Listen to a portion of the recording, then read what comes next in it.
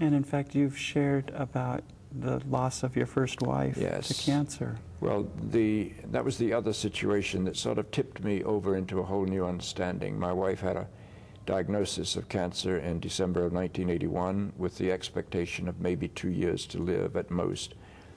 And a lot of prayer groups were formed across New Jersey, well beyond the boundaries of the Episcopal Church, and I appreciated that because that's a love gift. These people were saying, we care about you, we care about your wife, we want to somehow do something for you, be with you in this crisis. You accept that graciously. My wife lived 6.5 years, not 2 years. Mm-hmm. And as she passed the 2-year boundary, which was quite in the public domain, you can't be in public life and have private life at the same time. You learned that already, I'm sure.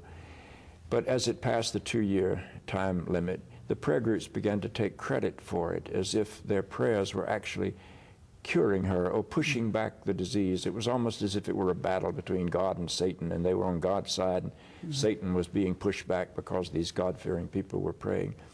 Again, without meaning to be pejorative and with deep appreciation for the love that was expressed in that, I couldn't help but wonder if God really would operate that way, if God would allow my wife to live 6.5 years instead of 2 years, because lots of people prayed for her, because I was a well-known public figure in New Jersey. And I thought, suppose a garbage collector in downtown Newark, which is America's poorest per capita city, had a wife who had cancer, but nobody knew this garbage collector. He was not a public figure.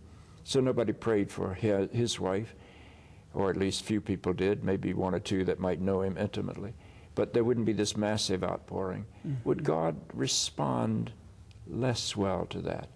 Do many prayers from people who are about someone who's well known change God's mind and make God alleviate pain or allow life? I just can't imagine God saying, well, I'm getting a lot of prayers about the bishop's wife, so let's give her an extra 4 years, and nobody's praying for this garbage collector's wife, so let her die quickly. I can't imagine that. And if I could imagine that, I would become an atheist. Mm-hmm. If that's the way God operates, I want no part of that kind of manipulative deity. Now, that forces you to make some brand new understandings of prayer. I don't even like the word anymore. I pray every day of my life, but I don't use the word prayer. I use the word meditation or contemplation. I think that prayer time is sitting or standing self-consciously in the reality of the transcendent dimension we call God, getting in touch with it, letting it fill your life so that you can begin to operate out of it. And as you operate out of it, you begin to live the life of prayer rather than do the activity of prayer. When St. Paul said that we are to pray without ceasing, he surely didn't mean we are to say prayers without ceasing. When people envision the kingdom of heaven as a place where people are praying all the time, I'd just as soon not go, if that's the reality that you've got to deal with. Now, how do you take that God energy that I believe is real and make it effective? Well, in the first place, human beings can't make God's energy effective. All we can do is channel it. But how do you channel it? It seems to me that you're in touch with it and that you live out of it, and you become an agent for life, for love, and for the enhancement of being.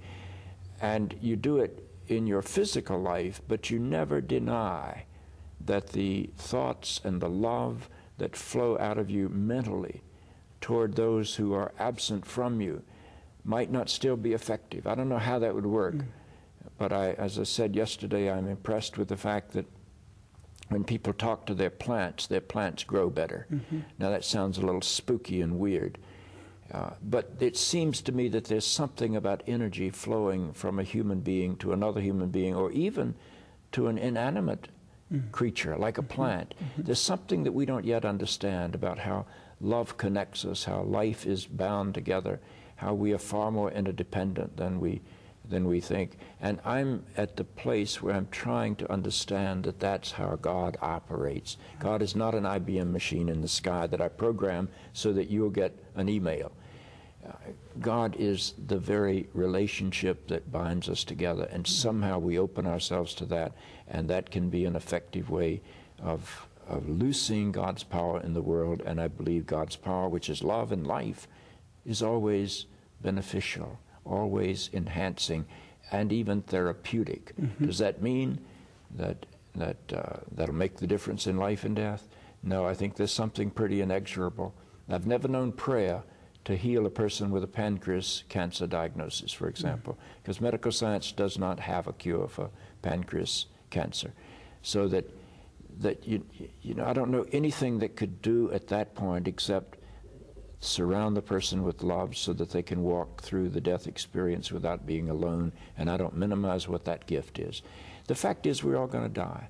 And I think there's some parts of our prayer routine that indicate that maybe some of us think if we pray long enough and hard enough, we might not die.